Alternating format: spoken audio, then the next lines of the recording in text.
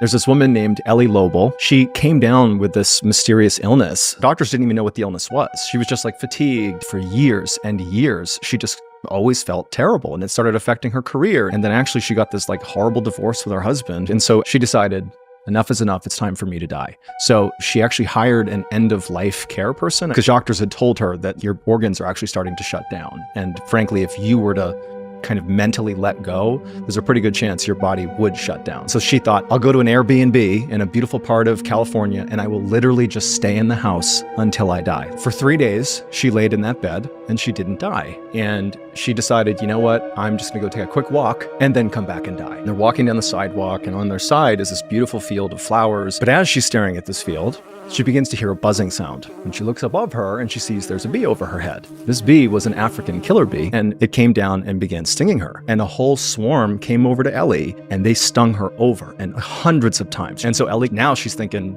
I'm gonna die. It's whatever's going on with me or the bee stings. But 3 more days go by and she doesn't die.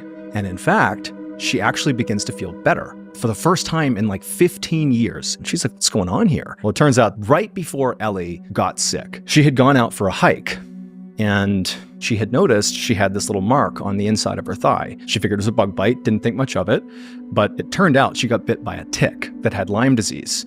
And when they bite you, they leave a very distinctive mark. It looks like a bullseye. And it stood out to her at the time that she had this kind of bullseye-looking mark on her leg, but she just didn't put it together. It would turn out she had Lyme disease. That was the thing that was affecting her for those 15 years, and she does some research about bee stings. And she discovered an obscure study done in the 1990s in Australia about the toxin in African killer bees and its effects on Lyme disease patients.